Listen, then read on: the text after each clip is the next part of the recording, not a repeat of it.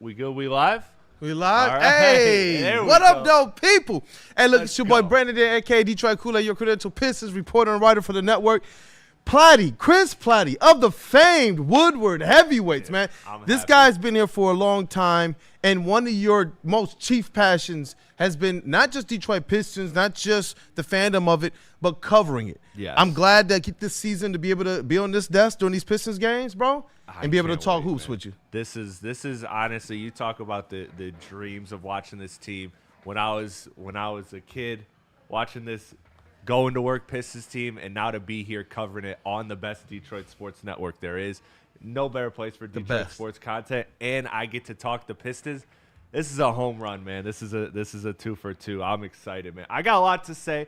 I will say there is something I'm gonna say that might ruffle some Piston fans the wrong way. Hey, hold it. But I'm gonna be honest. I'm gonna be accountable. I'm gonna be fair. That's my promise to you guys this season while I'm on this desk. I'm going to always be accountable and fair. And thank you, Kool Aid, for the opportunity. I appreciate it. Hey, definitely, man. And I want to shout out, Leon, a few more of the people that you will be seeing here. Shout out to Jeff in the TD booth. Shout out. We put up the bat signal. Anton hit him up, connected us, and he said, bro, I'm there for everything that I can be. And you came dressed appropriate, my brother. Shout out to him. If you're busy right now. We'll definitely come back to you in the TD booth because I want everybody to make sure that they can talk, they talk. Hey, shout out to Willie B in the sound booth. How you feeling this morning, brother, man? It's the Detroit Pistons home opener. People should be fired up, man. What up, though? Oh, man, let's go, man. We has a Pistons I'm probably game. scaring Lady Jane. We about to go to the start of the good season. After winning their first game against Houston, this is going to be interesting. We were playing against a rival of Boston Celtics. We can show what we about. We can show we still the Pistons. We the crash out crew. So let's get it, man. Hey, let's get it. Let's get it. And you know what, man? This has been, so far through these first two games, it's been a tale of two worlds, man. Two bounce back performances as it relates to players and Duncan Robinson and Ausar Thompson. I still think he played pretty decent that first game, but I know people liked his scoring a little bit more in that second game. You got two different lineups, two different results, two different levels of dog. Now, we all know Ron Holland, he had the same level of dog throughout both games already. He was on 150% through both of them. Shout out to the young fella. He is my early player of, I guess you want to call it the Pistons week through the first two games. I would give it to Ron Holland. He is my player of the week. But you saw Paul Reed, and not just him, but this team's level of physicality, throughout all the players. The return of the dog, like the dog pound. I saw a lot more of that in their win over the Houston Rockets, man. So shout out to the Detroit Pistons for bouncing back and I think restoring a lot of the preseason hype and hope. A lot of what people thought they could be as related to a top 4 or 5 team.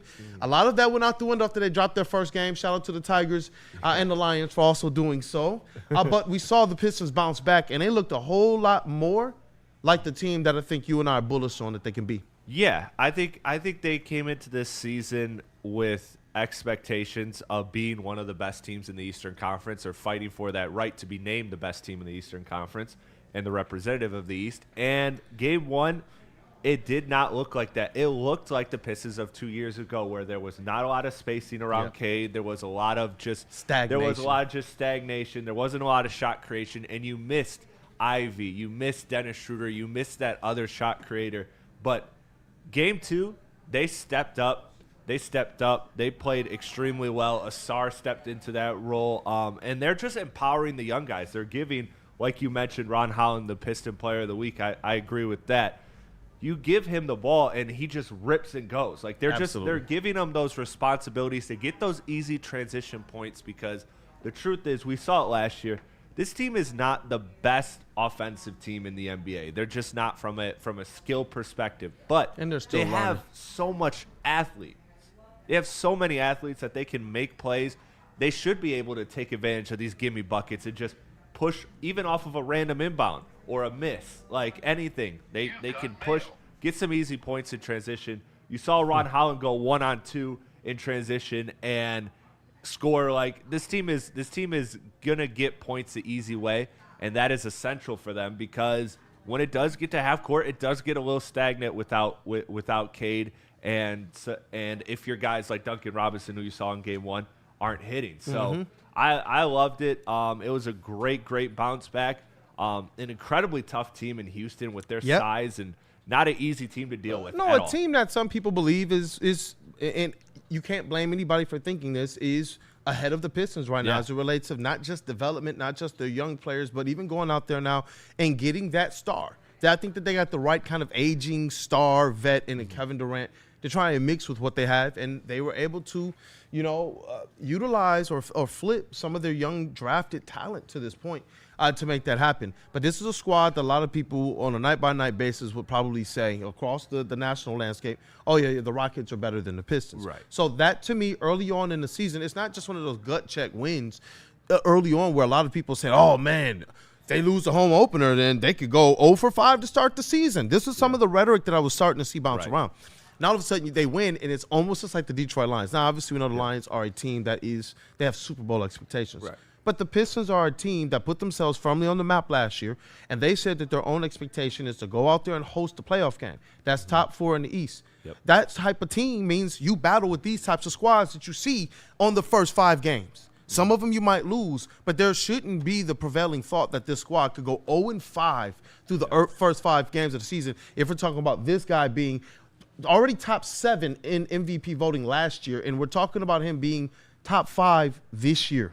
We're talking about this squad being a top 4 or 5 seed this year. So those old notions have to go. This is a squad now in which it's not that you give them blind faith, but until they let you down, until they prove that they're not that, we have to accept what they proved last year. And that, to me, was what was really, really comforting about this game, because going into it, there were some doubts. Even I had some doubts about what is this Pistons team going to be? What are they going to do? How are they going to fare? Especially when you see Jalen Duren get tossed. Yes. But we'll get there. We'll hold the Jalen Duren thing. We'll get there. I know. Because I know I'm ready. I know you're ready for that conversation. But a 115-111 bounce back victory over the Rockets. They send them to 0-2 on the season. So this was a win. This was a game where both teams were like, you know what? They needed it too. There you go. The expectations. And the two things, we talk about a tale of two different worlds between the first 2 games.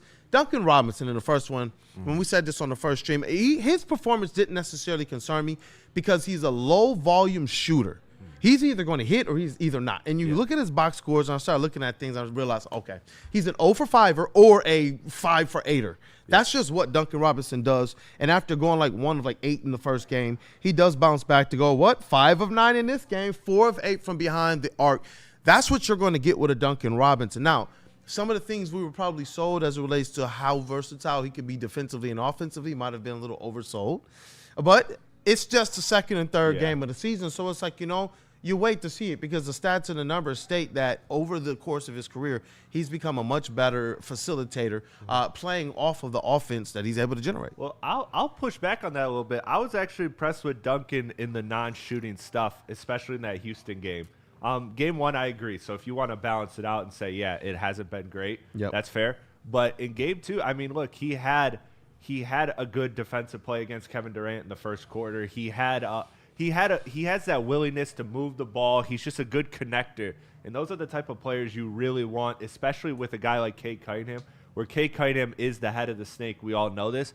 But when you give him connectors like that, like Duncan Robinson, it just opens up a lot more. And you saw some ball movement, and I think he was very decisive about, okay, do I have this shot? No. Okay, then let me move the ball. Let me do this action to get the ball moving and potentially set up the next line of action. And as much as I loved Malik Beasley on this Piston team, and I still would like him back if he's cleared, but as much as I like Malik Beasley, he was not doing those things that Duncan Robinson's doing. So I think Duncan Robinson is going to end up looking like a great addition for the Pistons. Malik Beasley might have been the single most trending thing in Pistons, like Twitterverse, Pistons social media after that first game. Everybody was like, no, bring him back, bring him back, bring him back. When you got the type of players that the Pistons do, it's going to take an aspect of chemistry, an aspect of rhythm, an aspect of familiarity. And I think that we overreacted just a little bit, and maybe some people do, to the offensive performance because we didn't see the hustle. Yeah. We didn't see the grit. We didn't see the physicality that we saw in the second game. We didn't see that in the first. So now all of a sudden, because their identity is not there, then what are you going to focus on? The fact that they scored less than the other team and lost the game. And that, to me, was the difference between the two games. And one of the things that I told the people after the first loss, you can go back and watch our first stream.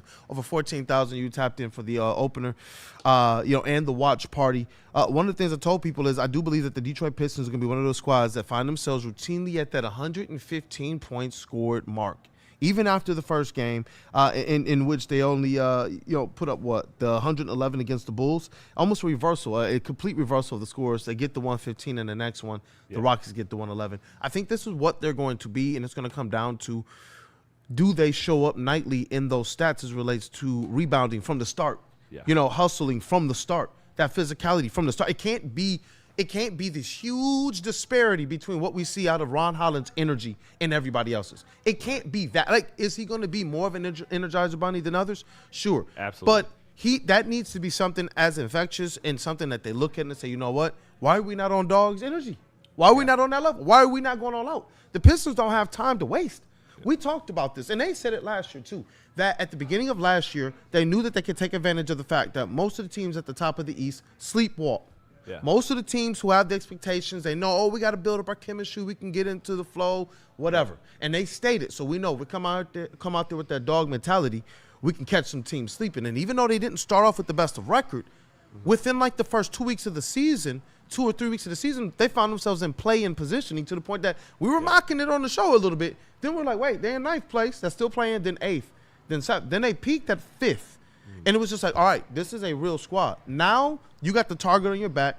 Teams are looking at you in the beginning of the season and realizing we got to play when the Detroit Pistons come to town. We know that we got some dogs. So if they sleep for one little bit like they did against the Bulls, who just, in my opinion, they just out-toughed them. Yeah. They just outworked them. That's what's going to happen. And I do believe that they got the wake-up call, and you saw the return of that, and that has to be on display today. You can't look at the Celtics and at anyone who's injured.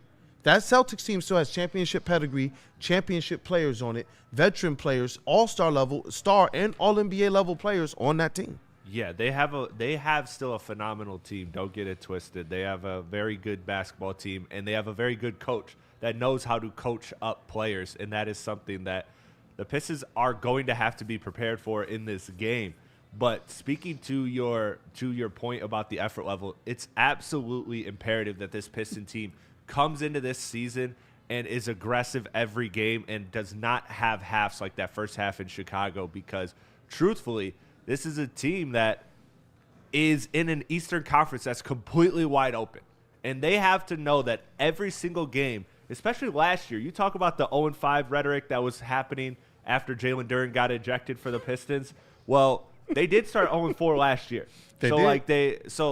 There is that part of it, and they dug themselves out of that hole. And do you think if they started 2-2, I think they're looking at, a different matchup in the first round. It became that close at the end. So for me, it was a situation where this year coming into it, it is an 82-game season. So, yes, there is time to get hot. And, yes, I do believe this team is going to be better in January than February, because these vets are new vets, and they aren't the exact same roles that were the previous vets of this team last year that worked so well. So there is going to be some learning curves. But you have to stack up the wins when you can, because this is a conference that's completely wide open. I mean, after 1 week of basketball or 5 days of basketball, I'm not really convinced that there's many teams in the East that can outplay the Pistons. They just got to work. I agree with you. After I saw what they did to bounce back, and you still want to give it more, because we can completely overreact to the first loss, just like we can completely overreact to the first win. But they looked in that win against the Rockets more like what I thought. There's going to be time that's going to be taken for and needed for their chemistry to get there. Especially, you saw in the first game, Duren do what? 3 back to the basket, 3 or 4 back to the basket hook shots. Yeah. That's something new. So you see, okay, our offense, the way it used to run, the way it used to flow, there's now going to be times where we stop and give it to Duren. That's a little bit different. No matter how many DHOs they run before they give him the ball, it's still like stop, give the ball to Duren. And now that offense has to learn how to play through that type of style of basketball, which was a little bit different than what they even utilized with Paul Reed, who's going to get a lot of love from us a little bit later in this show, probably your player of the game in game 2. And absolutely sealed that thing with the block. But, this is a situation with this squad where ultimately it's going to be the same recurring theme, especially early on. how much Cade Cunningham can bring and continue to put pressure on the other team as one of those star players. And that doesn't mean him going out and scoring 30 to 50. Can he be the player that has to be double and triple teamed and open up lanes and more for his squad? Can he be the one to continue to will them back? Can he be the person they can depend on down the stretch? Beyond that, it's going to be how much dog is out there. That's it. You know, this team, they relatively swing the ball well, and so I want to see what this squad continues to do to pick up that pace, pick up that dog, get that physicality so they can ride on that to be able to then honestly be a little bit more ahead of the pace by the time they get to that February standpoint when you know, oh, they're clicking. Because after post-All-Star break, that's when everyone's clicking. They're going to need to give themselves the opportunity to maybe take a loss or two, especially if you know that guy might be getting a little bit more rest in the second half of the season. But we do got a guest on. It is a Korea Pistons fan, Tom Herr. Shout out to Tom Herr. Shout out. This is interview 2.0 loading. We are going to link up at the arena too, but I was like, you know, if we can get him on the show. I was like, I know my man Platte would love to be able to talk to him as well as the rest. And he can talk to our Woodward Sports family as well. I'm ecstatic for him. I am ecstatic for him, man. So let's take a quick one. And when we get back, we'll talk to him about his experience in Detroit so far. This time versus the second time. Did he just feel like a regular? I saw him at just Sweetwater's, man, just chilling, eating the wings and everything. So shout out to him, man, and his experience. It's already making me hype. He went to the Red Wings game. When I started seeing him post about it, I was like, oh, my gosh, man. They sent it to this 4-0 clunker. But then he posted. Then he posted again, and he just had his phone out. They came back. They won 6-4. They, like, you know what? Let's get him on. Let's let him tell his experience. Yeah, I'm excited because I had a friend go yesterday, and he ended up going to the game and left in the first period. What? So hold that story. Yeah. You got to talk about that one with Tom. So let's take a quick one. When we get back, we're gonna get Tom on. No one gives away more cash and prizes than Woodward Sports. You don't believe us? Here's our latest $10,000 winner. You know, you guys posted, hey, if you guess all this stuff right, you know, we'll give it's $10,000. I'm like, okay, well, why the hell not? And the winning doesn't stop there. How about our Outkick Your Coverage winner? I think you won. We got Tully, everybody. This guy's got a hot girl. Bigger prizes, bigger giveaways, cash, merch, tickets, and more. All from the biggest sports network in Detroit. No one does it bigger and better than Woodward Sports. Make sure you're following, liking, subscribing on Instagram, Facebook, X, and YouTube for your chances to share in the winning. From Detroit's #1 sports network, Woodward Sports. How do people feel about getting a Planet Fitness membership for $15 a month? How do they like working out in a clean and spacious gym that's filled with equipment for every workout? And how about free fitness training in the judgment-free zone that leaves them feeling energized all day long? Join Planet Fitness today with the free PF app, online or in club, and start getting that big fitness energy for $15 a month.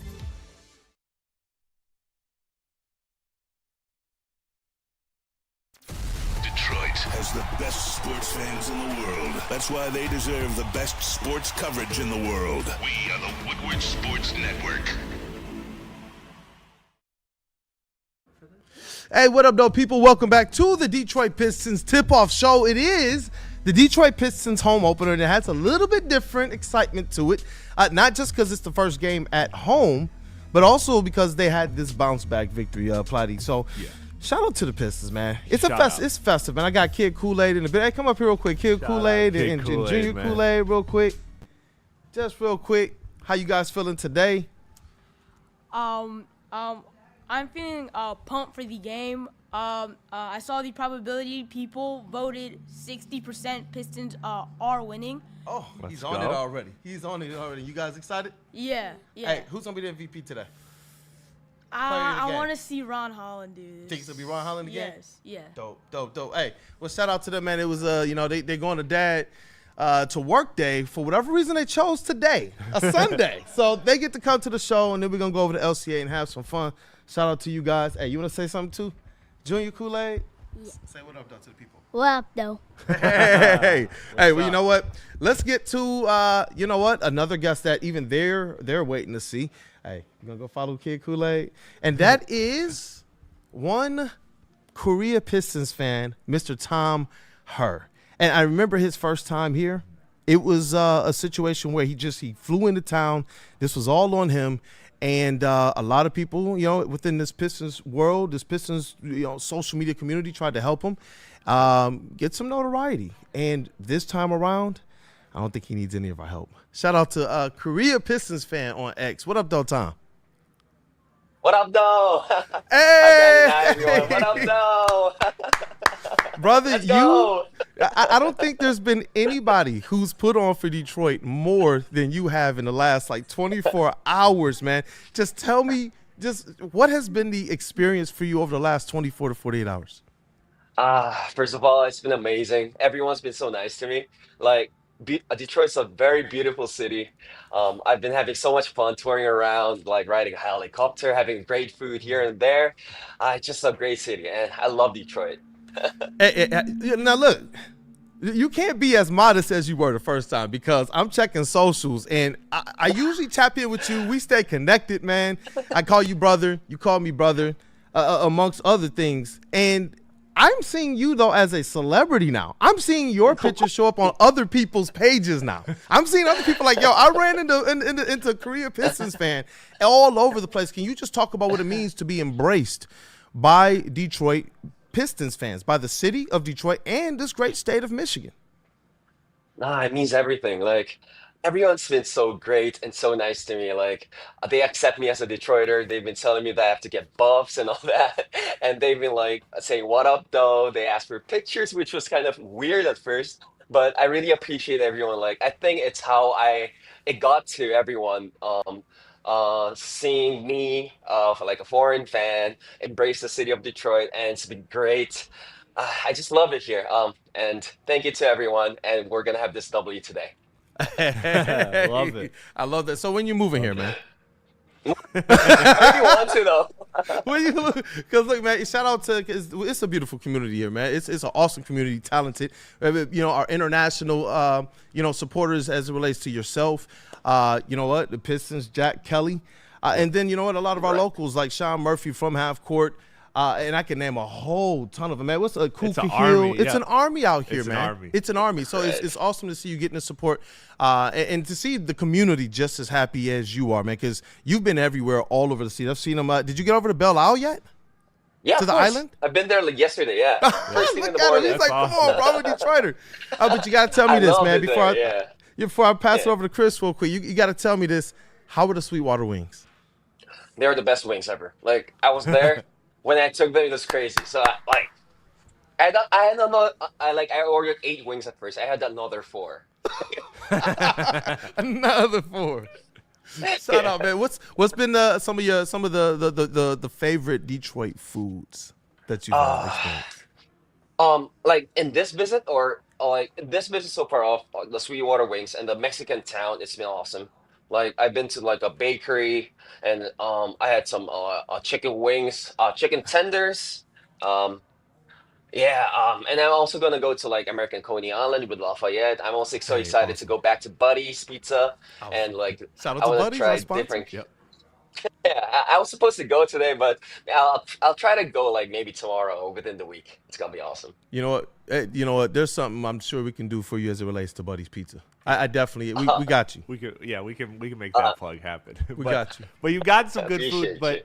you've also gotten some good performances out of some Pistons so far early in the season, man. Right. What is your biggest takeaway so far from the first 2 games? Because this is a young team coming in. Lots of players you're looking at who's going to take a step and who isn't so far. It's very early, but who has impressed you the most so far? I have to go with the player that Kid Kool Aid just mentioned. It's got to be Ron Holland because he was awesome. First 2 games, especially the first game, he was the one that brought the energy with Isaiah Stewart, and I'm so proud of watching Ron become a legit NBA future superstar. I really believe that. And of course, I just want to tell everyone let's not overreact to a loss or. You have to stay we don't have to get too high or too low. It's always gonna be we are gonna know what we're gonna expect out of a Pistons game. It's gonna be Detroit basketball. So let's keep supporting the Pistons and let's go. Let's go. Let's go. Hey, well, look, Tom, with this game today against the Boston Celtics, obviously, no Jason Tatum, but it's still a championship pedigree team. What are you expecting out of this squad, man? And not just today, but for the foreseeable future. If you're talking about Boston, I still expect them to be a really good team. Like, I still expect them to maybe like at least be a like top 8 seed in the East because they have that championship like team chemistry, veterans like Derek White, Jaylen Brown, and everyone. Although their center depth, front court depth is very thin, if I would say, I would still not be complacent when facing them. Especially we have to guard their perimeters, their 3-pointers. They have like really good shooters and they're Derek White, they have Anthony Simons, and they also have Pritchard. So hopefully we have our perimeter defense on check, and hopefully we get this W because I never watched the W in person. Oh, that's right. Man. I remember it. That was from interview 1.0 in arena.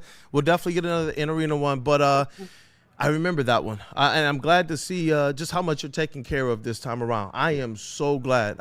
Because you flew here, man. You put it all on the line for your favorite team, and you didn't allow that to discount your fandom. And I am so glad to see how this thing has rewarded you. But I do have to ask you this one, okay? We've talked about the Pistons. We've talked about the city. We've even talked about your ball knowledge because you are a ball knower. But I don't know how many people know that you are also a hooper. Not just a basketball player, but a hooper. A hooper, bro. I wish I tried to get the video ahead of time. I couldn't get it in time, but we will post it to our socials at some point. Matt, you're over there doing your thing, brother. If you could just talk about your own hoop experience too, and what's inspired you and who your favorite player is. What's inspired me? Because I've been playing basketball since I was a kid. I was in Korea and I also lived a few years in the Philippines, which kind of explains my English. But a favorite player, I used to watch a lot of like Brandon Roy highlights and Chauncey Billups. Chauncey Billups highlights, J.R. Smith highlights. So because I thought I could mimic how they play the game. And Rip Hamilton, the step back threes. Exactly, yes. So they're my favorite players to watch, and I'm learning their moves and learning their mindsets. And favorite player, like in watching in their games, it has to be. It's very hard, but I love T-Mac, and Rip Hamilton, I guess. Yeah, yes, I think those two players, yes. That's to be there. That's what I'm telling you guys, man. Ball knower, hooper. You know what? Now an adopted member of Detroit and the great state of pure Michigan. Trust me, man. Even though we wear the Detroit here, Michigan is dear to all of our hearts, man. But Tom, any last words from you or any last questions from you, Platte? I'm good. I'm just excited. I'm just excited to hear more about your experience. So tell us everything about your experiences you got lined up and where everybody can stay intact with everything you're doing. My experience so far, it's been the greatest day of my life. Like yesterday was the greatest day of my life. I was so happy. Like I was going around all over Detroit. I rode a helicopter tour. I also got invited to the Red Wings game. Like it's not the Red Wings who actually gave me a ticket. It was some generous person on Twitter who just reached out and he was like, "Do you want a ticket to the games?" I was like, "Oh, yes." So I went there. Shout out to the people. And I brought someone who's a diehard Red Wings fan. So I had him explain everything to me during the game. And I was like, during the first period, it's called a period, right? First period, we were down, I think, 4-0. And the Detroit Red Wings staff actually brought me a Red Wings sweatshirt. So I was like, okay, I'm going to switch to this. And we started going on a run from then. Do you think it's a coincidence? I think not. Detroit has been awesome. For the next few days, I'm just gonna go around all over Detroit, watching the games. I'm going I got recommended so many restaurants and bars and places. So hopefully, if you see me, you can say what up, though. Let's go Detroit. Go. And you know what? I see Hefe Talk Sports. I see you in there, Jeff, in the chases. That jersey is fire time. You got to share the story about the jersey. This jersey. I got this jersey from the Detroit Pistons for last year's World Basketball Day. So the Pistons reached out to me. They messaged me and they told me they're gonna send me a jersey for the World Basketball Day. So they shipped it off to me, and it's meant like it's a treasure for me. I usually try to frame it, but I decided I need to bring this for this trip. So yeah. Man, that's awesome. That's awesome. Incredible. And you know what, Tom? I know that your schedule is packed. It is packed. But he's told me from the time that he knew he was coming here that he was like, look, we're going to do this interview. I even saw Easy of the heavyweights. Shout out to my guy Evie and Spinny, man, and Koloff as well as Platte of the Woodward heavyweights. He saw me Friday. He's like, yeah, man, you know, Tom and I connected. And he was like, you know what? He can't wait to do the next interview. So I appreciate you so much, man, for giving us your time, giving Woodward Sports your time, and everything that you do to represent Detroit. You're screaming Detroit basketball and having it go viral all the way from your parts of the world, and it's just spreading everywhere. So it's awesome. I'm seeing, I'm even seeing there was like I forget who it was, but even a WNBA coach or someone like quote tweeted him, was like, yo, look how he's putting on for my city. I follow this young man. So it's like, look, you're providing and spreading so much kind of joy, and you're being able to show the city that we all, trust me, Tom, for a long time, we've all stood up. That's why Detroit Kool Aid exists. That's why Platty's up here, man. We've all put on for Detroit and tried to defend it against what outsiders may say against it, and you've given people to look right into who we are.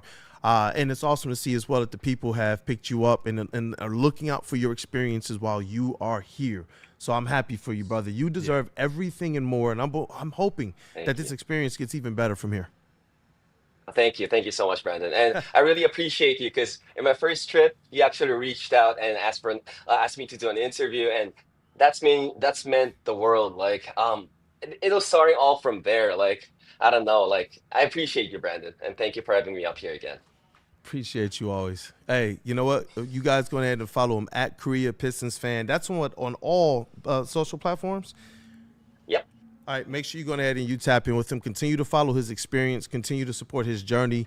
You're talking about a guy who's just in this for just what this has meant for him in this community. Yeah. That's something to get incredible. behind. That's incredible. That's incredible, man. Keep doing your thing, man. It's a pleasure. It's a pleasure to have you on and everything. And I can't wait to see the rest of your journeys documented here because, man, you're no doubt bringing luck to the city of Detroit. So we see that yesterday was evident. So we got to keep him around now, no matter what. We have to. Yeah. Just like with DJ Reader, it's like, can we like lock the door to the city and just say, Tom, we got you, bro. We got you. I don't want to get deported, brother. Yo, he's a comedian Anyways, too. Funny. Detroit versus everybody. Let's go. Let's go. That is Korea Pistons Fan. That is Tom Herr. Thank you for your time, brother. Enjoy the rest of the day and your time here. All right. Thank you guys for having me. Thank you. Have a good day. You too, man. Hey, let's rock. Hey, we'll take another quick one and we'll get back and we'll talk a little bit more about the tale of two worlds for the Detroit Pistons. The first game, they didn't quite look their identity. Right. The second game, they looked a lot more like it. I saw a lot more of that physicality and dog, and now we got to talk about as well the Boston Celtics and one player in particular who I hope is the player of the game. I can't wait. Yeah, let's take a quick one. We don't like to brag that we are the toughest sports network in Detroit, but we do have a guy named Darren McCarty on our side. Woodward Sports. Into any Lady Jane's Haircuts for Men today. Open 7 days a week. Sit back, relax, and enjoy precision haircut, scalp massage, hot leather neck shave, and hot towel treatment from one of our talented stylists. Step up your game this season and take advantage of our $20 haircut special. Scan the QR code and get your coupon today. Lady Jane's Haircuts for Men, the ultimate haircut experience. Open 7 days a week. Walk-ins always welcome. Lady Jane's Haircuts for Men. It's wicked awesome. Love Woodward Sports? Love wearing clothes? Then you should be wearing Woodward Sports clothes. Check out our full line of merch at WoodwardSports.com. Just click on Shop. We have all your favorite designs, like Dan Campbell kneecaps, Woodward Golf, and of course, our own logoed out merchandise. Men, women, infants, kids, all love Woodward Sports. Impress your friends. Impress your boss. Impress your dog. Buy Woodward Sports merch today.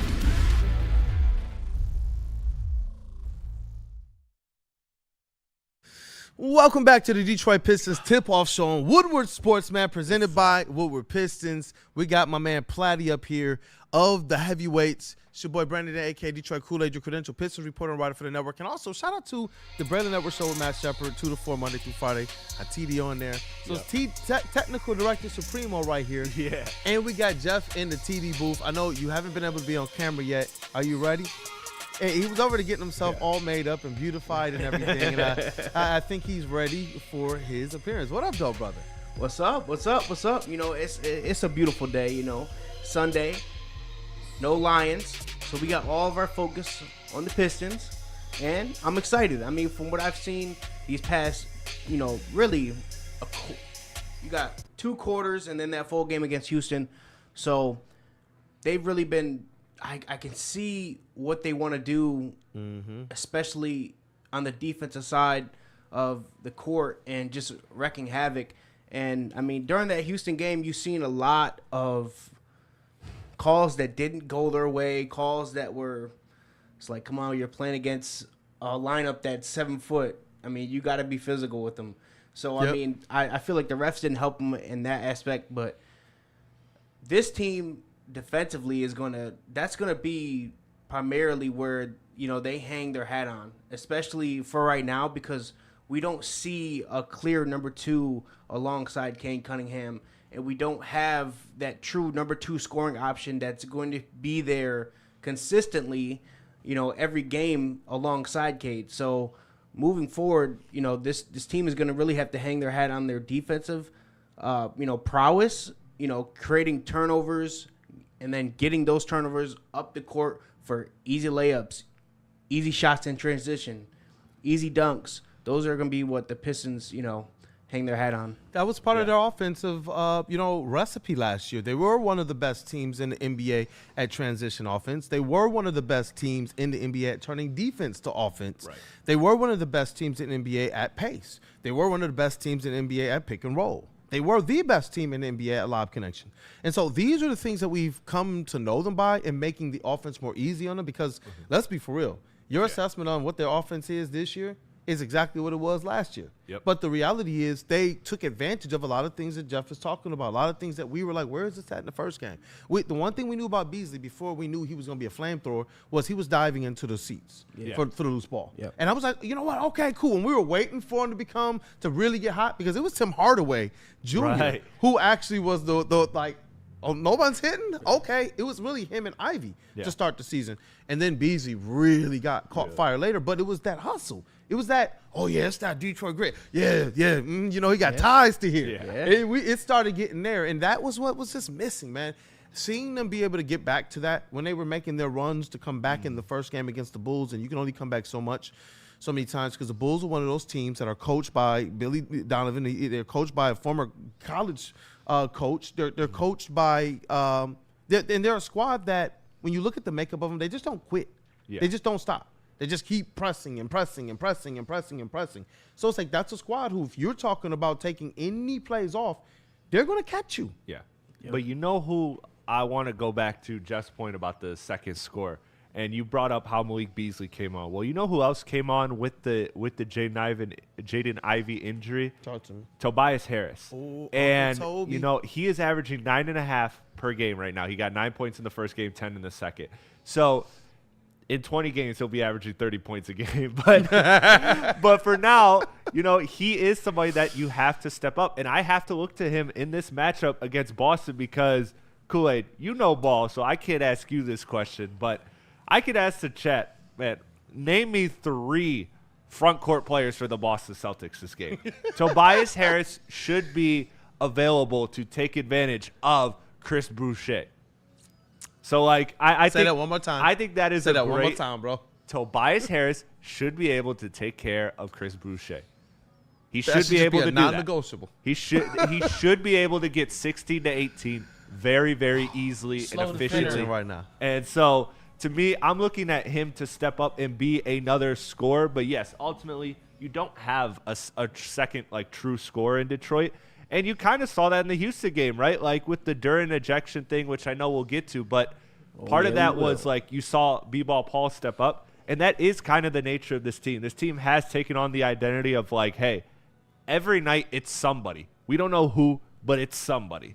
And I think that you're going to continue to see that, but I would like to see more consistency at the top when it comes to guys like Tobias Harris. I think is a great name to mention when you talk about somebody that could get 15 to 20 points for you, and that would be huge for this Piston team that struggles in the half court. And I'm only laughing because I know you're ready to like get into one player in particular. I can tell that you're like, okay, let me dance around this. Let me dance and only keep it here until we get to player X. Well, we had a lot of good vibes. We got. That's what I said. We're gonna save it. We're gonna wait. He's tensing up over there. We gotta wait because Randall Smalls, he says he's guessing it's Duren in terms of the player X that we got to talk about that needs to be the MVP of today. He says, I too hope he breaks out soon. We'll see. We'll get there. Shout out to Chief IT Hips with the $4.99 super chat. He says, it's great to see you both together covering the Pistons. Thanks for all you do. I'm so glad that your passion for this thing has continued to shine through in the ways that you cover this squad. To the fact that people are hitting us up and they understand how much this means for us to be up here on this desk covering the Detroit Pistons. Yeah, I don't want to belabor it too much, but I just truly can't state how much it means to see people in the chat just so happy to see my charisma, my enthusiasm for this team, my love for this position that I'm in. It means the world to me. So thank you guys all for just supporting me, man, on this. And smash the like button for me, please. Smash that like button. Seriously, subscribe, share this. This is the dream. Post it somewhere else. We're getting hype. It is the Detroit Pistons season, the home opener. Yeah. The first game at home, and they actually have a couple in a row here. They play again tomorrow night. They also got a good game against the Magic on Wednesday. Yeah, I think that's going to be a good one. Braylon and Matt Shepard are talking about being in the building. I'm thinking we need to find a way to make that maybe a Woodward Sports one. Every year I do a Woodward Pistons, boots on the ground. Yeah. And I'm looking at some faces who I don't think I've taken. You might have gone with me once. We went one game. We went one game. We got to change that. Yeah. Let's change this. Yeah, let's change it. Yeah. So, yeah, we're going to definitely do one of these games coming up here doing this stand. So, and Randall Small says, Kool Aid and Chris, you guys rock. No, Randall, you guys rock. Shout out to everybody that's here in the chat right now that is supporting. And we're excited about the Detroit Pistons this year. I saw another one as well. I'm just going to take off show. A-Diz says, who is better, Pistons or Red Wings? Because I think what Justin and Spinney do is fantastic. I'm proud of them, and I'm excited. But in terms of both teams, I'm going to say this. This is a year in which both teams should host a playoff series at LCA. Both. The Pistons are the only one, and they've hosted two of them. I would love that. You know the stat that I keep harboring on those that listen to the Heavyweights every day, 5 to 7, Monday through Friday. Shout out. Hey, plug it. When I have always said that in the history of Detroit, never has all four teams made the playoff the same season. So it's all on the Red Wings. We almost had it last year. Yep. We've had three multiple times. But we've never had four. So we need the Red Wings to step up. So I would love for them to even be in the playoffs, let alone hosting. Right now, I'm not ready to go there because it is early, and the projection of them was far lower than it was the Pistons coming into this season. But, man, I mean, you can't deny the way they're looking right now in most of their games. I mean, they've had some duds, but they've also had some very impressive resume-building wins. So I'm excited for the Wings. I hope this is the season. That would be great. And Dante, 151 with the shout-out with the super chat. He said, I need to get this off my chest. De La Salle shouldn't be in Division III playoffs with a 3-6 record.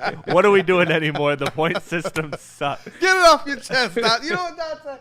I don't even know if I agree or not, but you know what? I'm fired up for you, bro. Dante 151, who we just here comes the bat. And name our complete chat system after. He's in the Hall of Fame. He's in the Woodward Sports Hall of Fame. It's like it is. It's just. We should do that. We should do like a Woodward Sports like Hall of Fame ballot. We need to do that to definitely honor everybody that supports us and holds us down. We do need to do that. That would be great. If the network don't do, we'll at least do it from our platform. Yeah, absolutely. From our Detroit Pistons tip-off show. Honorary Hall of Fame member. Dante, you're the first inductee, man. So I guess I came dressed appropriately. But you know what? Yeah, I dressed a little too casual for his Hall of Fame ceremony. This is a home opener outfit. Like if this was another game, it might be jeans with this and no jacket, but it is a home opener. Sharp though. You want to be able to dress appropriately. It's an occasion. This is something that feels like the first day of school. It feels like a family reunion. You get to see a lot of the attendance. That this is my 5th year, man. Like when I just take a step back and think about it. Like, I've seen some of these people, like, during the offseason just bumping into people at the stores, and the ways that you see them, you're like, oh, my gosh, what up, though? Yeah. Like, even some of the older attendants, you know, it's dope. And then get to seeing my media buddies over the last couple weeks, you know, Cody Davis of the Detroit News. Right. Or, you know, you got Omari Sankofa of the Free Press, Hunter Patterson of The Athletic, you know, and a bunch of others, Eric Vincent and such. It's been dope to get back into the flow. But today, oh, that's that day that brings it all together, man. Everything that you been building up for. And for us, this is different because this is the very first season with expectations. Yeah. When's the last time we had hope? Even the last 2 times they made the playoffs, we had false hope after the first one when they made it with Tobias Harris, 44 wins, Stanley Johnson, LeBron's head. Then the second one, we knew, well, at least we made the playoffs, but we all knew what the deal was. This is the one in which it's like, you know what? No, they're building. This is going up from here. And that's why I titled this not a restore. I'm going to continue to say that, man, that season opening article. This is about what this team has done to rise through that. Because the restore failed. That just bombed out, and it failed completely. The first architect broomed out. Think about if we're talking about the process right now. Instead of the Pistons waiting 6, 7, 8 years, and all, they just broomed it out and said, we do believe in these young players, but we need to make sure that we have the right guidance and leadership. And that's where J.B. Bickerstaff, who got the game ball.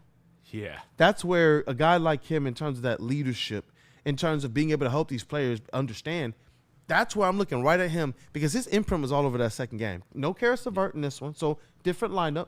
We saw a couple players who we were asking for from the first game, and Dennis Jenkins and Chaz Lanier get time. Yeah, Chaz looked awesome. He looked, oh, man. He looks ready to play ball. He looks ready to play pro ball. And that's all you can ask. Just give him some love real quick. Yeah. Chaz Lanier looks ready to play professional basketball, and that is all you can ask from a second-round pick in his second game of the NBA. I mean, his first game he played in, technically, but to be so early into the NBA and to be ready to play and look like, hey, man, look, those shots that he missed looked good. He hit 1 of 3. He played good defense. He made that beautiful, just that extra unselfish pass to Duncan Robinson in the corner. Man, I really, really like Chaz Lanier. Like that was awesome. That was awesome. The things that I believe he can contribute, since the usage rate is not going to be that high on him, I believe he falls into the same category of a Ron Holland. Now, Ron is a lot more talented on the surface, the physical measurables, the athleticism, and he's showed at the G League Ignite level that he can handle high volume. He was shooting like 14 field goal attempts a game in the G League, I believe, and majority of those came inside the arc. And he was hitting at over 50% clip. So I knew he could handle himself, and what he's doing right now is translated. But with Chaz Lanier, he doesn't have to carry the load, just like Ron Holland doesn't. It's just, can you enter the lineup and whatever your best skills are to fill the lanes? Because it was J.B. Bickerstaff to kind of continue to tie his back.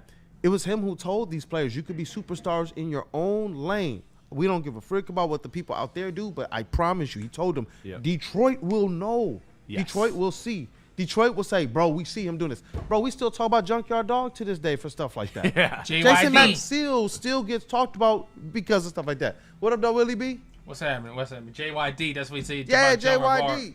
That's what I'm talking about. So it's like, you know, when you see players like a Ron Holland and like even Chaz Lanier with his time, he didn't go out there and try to beat the world. He went out there and he played a good complementary role and put himself in position, honestly, if he had the shot, to take the shot.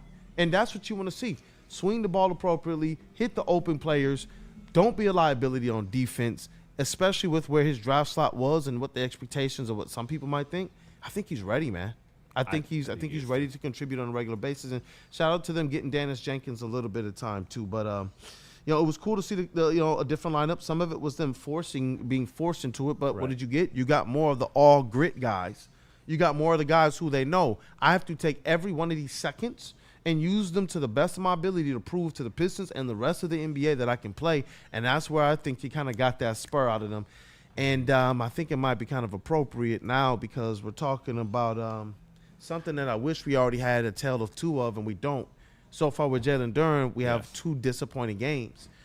Right now with the Pistons, we've been able to talk about the fact that one game was a little bit less of their identity. The other game was a whole lot more of what we want to see, except for Jalen Duren. And we know he got ejected. He looked a little frustrated. I was happy to see him leave with his head up. He did flex the Detroit jersey, but you know how social media is. People are telling him, bro, you don't get to do that. He was doing one of these on the way off the court when he was getting ejected. But for me, it's no. What we experienced last year with Jalen Duren in terms of what he did to help us get there, that's why we continue to support, because this team now, again, has a target on their back. Jalen Duren is a guy that's being targeted. You could tell, I'm telling you, and I can't wait to get back into the arena and talk to some scouts. But the other teams, they know. They know. Go at him. Get him out of the game. You know why? Because he's a problem in the game. Yeah. The first 2 or 3 series that the Pistons had, within 2 minutes, they could do nothing with the Cade and Jalen Duren pick and roll. But they all 6 points in Chicago. Yeah, but what did JB Bickerstaff say at Media Day? One of the things, and training camp, one of the things they are stressing. We think of development, he needs to get his post moves together, right? That's what I'm – man, can he get a pet move? Man, right now I think JB Bickerstaff was right. We need to get and keep him out of foul trouble. We're trying to teach him how not to get the ticky-tack fouls. Because if he can't be on the court, what does it matter how many hook shots he can make? It don't matter. I'd rather him be on the court and at least be a threat to be a double-double player. Be a threat because it looks like he's become more adept at being able to block shots at the rim. But then you see him get those first 2 fouls, and then what? Then all of a sudden it's the old Duren who doesn't want to attempt anything at the rim because he really can't. Yeah. And so it's like this is the component where as he's continuing to grow and he's a young player, and I still believe in who Jalen Duren is, if he wants to see himself closer to that $30 million a year mark, it actually starts at the defensive end with him and staying out of foul trouble. And that starts today. He needs to be the MVP of that game. The biggest player almost nightly, the most athletically gifted big man in the game, bro. They've been saying this about him since before he was drafted. They were saying, Troy Weaver said that they were saying in the OKC room, like, yo, this dude could be, he got Sean Kemp levels of athleticism and handle. So it's just like, you know what? You want to be able to see him, be able to take advantage of that with the skills that he already has. If you're a rebounder, be the best rebounder. Who should be banging with him? Who should be able to compete with him on rebound? No one. Who should walk? What guard should just be able to walk down the lane and just here's a layup? It's all about none of them. Those are the things that, and I want to be able to see Duren be able to really bring to the forefront of the Pistons basketball. Because you know who does that, but he just doesn't have the measurables? Stewart. Yeah. Paul Reed. We see them put forth that effort. Yeah, and that's exactly where I want to go. Because Jalen Duren, I want to keep this very simple and direct. I'm going to be evaluating you on one thing this season, and I think it's fair. Look, we talked about that $30 million contract. You know what? You know what's in that tier? You know what's in that tier, $30 million per year centers? Bam Adebayo, Jared Allen, Isaiah Hartenstein, Jakob Poeltl, Miles Turner. Whew. Does that sound like a class that Duren could foreseeably belong in to some extent? Yes, I think so. When you look at the potential, when you look at everything, and I know that we've been saying it feels like forever with him about potential, but it's because he's still so damn young that guess what? We're still going to be talking about potential on his second contract. But I'm going to keep it clean, cut, straight to the fact. The fact is, in the first 2 games, your backup, Isaiah Stewart, who I think we would put on a shorthand, if not say inarguably, is the best backup center in the NBA. You could throw Valanciunas in there. You could throw a couple names, but I think Isaiah Stewart's on that short list. Very short Especially list. defensively. So you got outperformed by your backup in the first 2 games. And so I'm just going to be watching that this season. When you guys play, when Jalen Duren and Isaiah Stewart play, and chat, I encourage you to go along with this. Just make a note in your head. Jalen Duren played better this game. Yep. Isaiah Stewart played better this game. Because if that number is 50-50, why are we paying Isaiah Stewart $16 million and we're going to pay Jalen Duren $30 million a year? Why are we going to do that? Stewart is going to get a raise soon, too.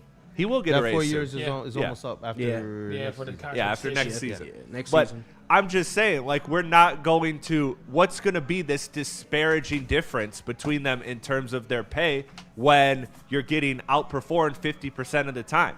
So if you, Jalen Duren, want to be that $30 million per year player, I need to see you be better than Isaiah Stewart in 75% of the games you guys play together this season. And I don't think that's too much to ask. And that is not a knock on Stu at all. We love what Stu brings to this team. And Jalen Duren, your importance, we saw it in that game. We saw it offensively what it is. But I'm sick of the games of you getting worked by Vucevic, of you getting yourself in foul trouble. And like you said, Kool Aid, that post stuff is cool. But no, it's foul trouble in defense for this man. If he can bring those 2 things to the table more consistently, then you are talking about Sean Kemp. You are talking about a lesser version of Dwight Howard, Moika, DeAndre Jordan type of center that you really, really want, because everybody would want a prime DeAndre Jordan on this Piston team right now. DPOY candidate, great lob threat. Yeah, that's fine. Like, does Jalen Duren have the potential to do more with the ball in his hand and everything? Sure, that's great,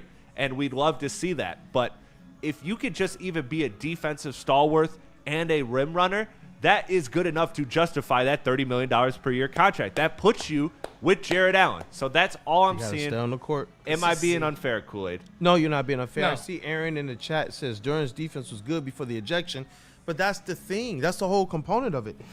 We can't look at, okay, he's playing better defense, and then he's getting thrown out the game, because what is his effectiveness? Yep. Just as good as being in foul trouble, if not worse. So Duren has to be able to play within himself more than anything. Mentally. That's why I went at the fact that, do you believe you're the biggest player on the court? That's the whole notion. He just needs to go out there and play ball, just the same way that we've seen. Even Andre Drummond knew he was the best. He was the biggest player on the court with athleticism. He was going out there and stripping up to start his career. D Wade at the top of the key and other guards. He was one of the guards that was best at steals, but he played within himself until he started getting a little bit too happy on offense. Yeah. But as it related to his strengths, he at least understood nobody's going to read. He would even threaten his teammates. Yeah. I used to, part of me used to be like, "Dag, come on, Drummond, I'd be defending you." But now I'm almost like, how do we get Duren to threaten his teammates for rebounds? Like, well, I'll crack your head for this. Yeah. That's how That's Drummond my was rebound. about rebounds. People want to know why he won all those rebounding titles. It was because that was the attitude he had towards it, and he knew, no, this is no one's but mine. And that's what I'm going to see out of Duren, is him step out on the court and know. But he reminds me of, a teen who hit his growth spurt and just don't know. Like, you're big as crap, bro. Like, hey, bro, do you realize what you are? Yeah. And they said he still was growing over the summer. I was so like, I mean, growing. He's still growing. How? That's what they said. They said yeah, he grew no, to his pictures, 7 man, was foot. crazy So between he two grew media 2 more days. inches. That's what they said. He's still a young boy. 6'10". He's still a young boy, man. I put on an inch in college, man, between like 18 and 20, like another inch and a half. I went from about 6 foot to just under 6'2". Seriously, and if Duren is going through that same type of stuff, I'm like, you were already walking around looking like baby Dwight. No, just looking like early career Dwight. You were already walking around. You came into the league like that. He has all the capability of being a top 5 center in this league, only if he was able to put it all together. I mean, it's when you enter where he's at, where you're ending your rookie contract, and now you're out there trying to go get another big contract. You haven't shown us that you're willing to take it serious enough to where, okay, you're not pulling the back of someone's jersey and getting a foul. I mean, that's just it's unexcusable stuff like that hurts him. And then when he's on the bench, now we have a problem on this team that we don't have a lot of big man depth. So when he's doing these silly things, he's putting us in trouble. Yeah. But also, he's limiting Cade Cunningham in that aspect. Because Cade is better when Duren is on the floor. Yes. So Duren has to stay on the floor. And you know what? And I'm not even going to take that away from Cade, because we all say that Jared Goff is better with the offensive line, right? Matthew Stafford is better with a running back, right? So I don't have a problem with saying that a guard, especially a high-level one, is better with his pick and roll mate. That's what you want. That's the battery that you want. And to know the importance of it now, to see that it's literally unstoppable, to see that last year you were the best lob connection. This is the new Lob City. Absolutely. Now all of a sudden you got a Duren who's supposed to be taking some steps forward as it relates to his versatility, his playmaking, his ability to be able to play off the pick and roll, catch the ball, and then drop pass. Those little flashes we saw. Those are the things that you want to be able to see him get to on the offensive side. And that's what you need as a Pistons. Think about it. How many lobs are they going to do before they stop that, and then Asar Thompson's catching the backdoor oop? Yeah. Like, that's what I'm saying. Like, he needs to understand how much just the simple, basic, rudimentary aspects of basketball will help him. But he got to stay out of foul trouble. And just real quick, I wanted to read this one from Aaron's. He says, that game was pure grit in terms of against the Houston Rockets. He said, I don't mind a random regular season ejection, neither do I. He said, that stuff stems from our culture. Do you want tough Pistons or a bunch of soy boys? And trust me, Aaron, if this was like good game, first game, second game, he got thrown out, I'm okay with that one. But it's about the fact that he hasn't been able to string together any good games 2 games into the season, and so you want to see him in his third one. Still play with that grit, still play with that fine line, but you got to keep yourself in the game. But overall, Aaron, I do agree with your sentiment.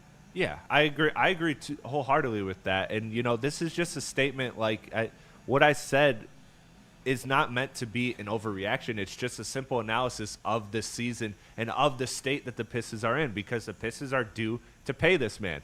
And you have to evaluate him in a contract year off of his performance. That's all I'm doing, and that's all anybody from the Pistons organization should be doing, and that's why they don't have an extension. But if he can even add that Isaiah Hartenstein floater to his game, Kool Aid, just to open up what he has to his game, to open up the fact of the lob threat, and now if you give me any little bit of space, I can now just do that little push shot floater.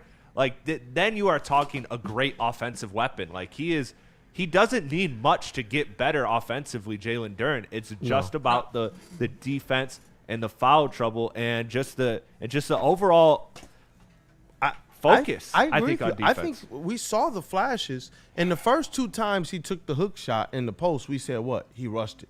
Take your time. You had the option. You're bigger than the other players. No one's even crashing down on you. But then that third time, what did we all see him do? He literally took his time. Took his time, got to his spot. Dribble. Yep. Got a little loose. Shoulders move a little bit. And that's all he needs to have is just a post presence that he has that little post hook, that little turn around jumper. He needs a little fadeaway. And you saw what he did though. When he turned, it's the way you're actually taught, especially if you're bigger.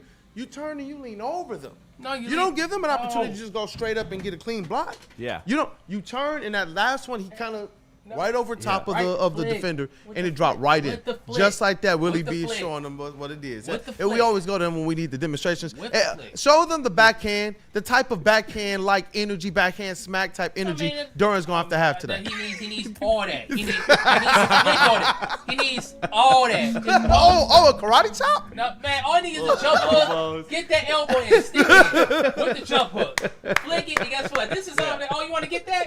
Oh, fuck off. That's it. Sharp as a razor. I like it. Hey, shout out to Willie too, and just real quick, Willie, you also call some of the Muay Thai. You want to just plug yourself? Minna Muay Thai. I play the play-by-play commentator for Minna Muay Thai, and when you show action, you had to do it by nature. You got to jump what combination is. I know what combination of a person throw or a punch or a kick or a knee or a time clinch. The other commentators were fighters. Yeah. I'm the excitement when it comes to reacting. I'm a reactor commentator. So when I see someone get hit, I reacted. Yeah. I reacted with a lot of emotion of it. And I get it, because that's the thing with Jalen Duren. It's more the same stuff. It's an instinctual thing to it too, and it's like you are already the biggest player out there, and I think that was going to help his instinct and his confidence is honestly just playing through that. He's going to have to play to that. You get a Jalen Duren that's going to go out there and actually put 2 hands on the ball and dunk it. Not, grab the rebound, let me put it down one and try. No, you got the ball and it's just straight back up. That's the type of stuff that Dwight Howard used to do, that we even saw our guy Andre Drummond used to do. And they said Andre Drummond don't have half the motor that they say Jalen Duren do. And that's the thing. We see him working. Big dog be working. You look at him on the thing.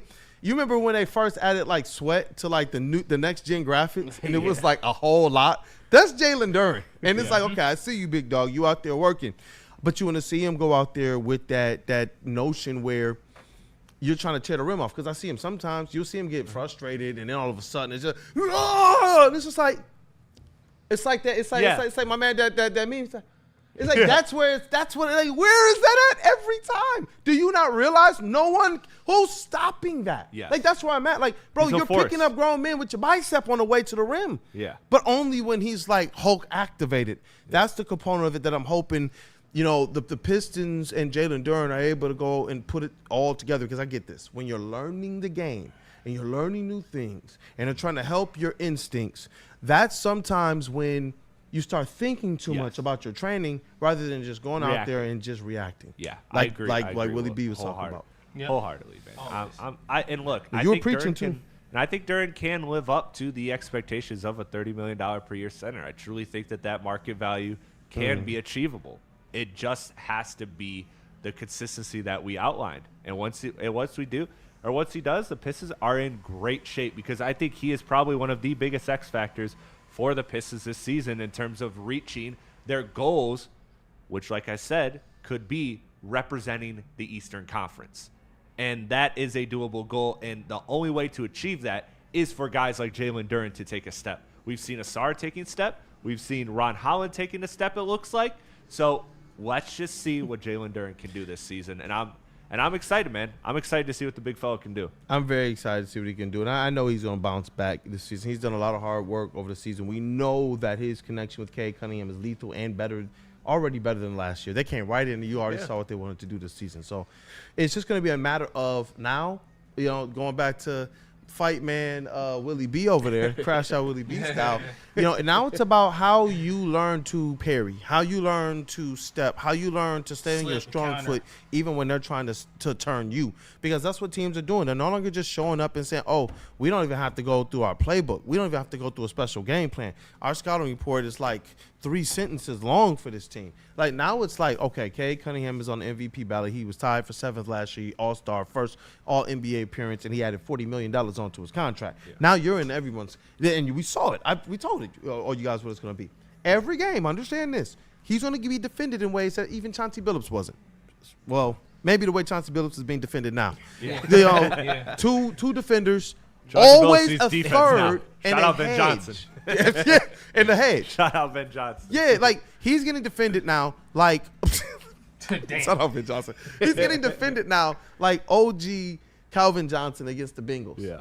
Like, he's getting defended like a gunner right off of the line of scrimmage. So he's going to have to be better, more reticent of that, even while they're waiting for a guy like Ivy and his skill set to get back. But that's what's going to happen with this guy now. Yeah, I got to say this, man. Chuck Brewer's in the chat here, and he's saying, and he's arguing with me about the 2-game sample size about Duren. He said, well, in a 2-game sample size, Cade is overpaid. No, brother, there's context to these things. Cade Cunningham, when we talk about how he's looked, yes, were there some makeable shots that he missed? Sure, but that's going to happen to every single player. It's going to happen to the greatest shooter of all time in Steph versus Cade Cunningham. That's going to be fun. But look at the context of how messy, stagnant, and flat this offense has been at times. And part of the reason Cade is struggling is because why? His center, his pick-and-roll running mate, the person that resulted in the second most assists for him, or not there, has been non-existent. So there's context to his struggles. What is the context of Jalen Duren's struggles? There isn't any. He's just playing bad. So that's why I agree. Two games is a small sample size. But we can't just do this, apply it to everybody across the board. And to say Cade Cunningham is overpaid off of two games is just ridiculous. No. Look, $40 million of Cade Cunningham's contract is – do you understand that the majority of the money, like how his contract is structured, is based off of what he's already earned? Yeah. While he was on a rookie contract. So was he underpaid during the rookie scale years? Absolutely. He absolutely was. So when you go and you make All-Star, when you go and you make All-NBA, when you go and you make an All-Rookie team, guess what? Your contract value is now able to be a little bit higher than that of other people. And it's not just the Pistons, but it's the whole NBA world. One of the most refreshing things was being able to go down to All-Star Weekend. And it was Cade's first All-Star Weekend. And being able to cover that. And you see the different scrums. You see all the All-Stars. Some people have big scrums. Kyrie probably had one of the biggest scrums. I think his was the biggest media. Yeah. Just all the people when they piled in for the press conference. And I'll tell you this, Cade's was probably, if there's 30 players there, Cade's probably in the top 7 players in terms of the media scrums. Absolutely. There was a lot of people there. And not just like our Detroit media, they made sure we can get in close. Pistons PR told us you want to get there early. We got in close. And all of a sudden you see Bleacher Report. You see this, you see national people, you see comedians, you see that, all piling in to talk to Cade, and you know what it was all centered around? Face of the league, MVP, best player of the league stuff.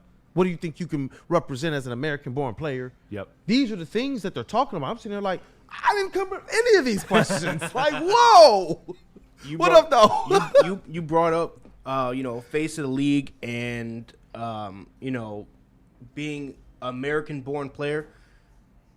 We don't have that right now. There is no clear American-born player that's at the top of the NBA. It was Jason Tatum, but now Jason Tatum, he just tore his Achilles. So now there is a void there.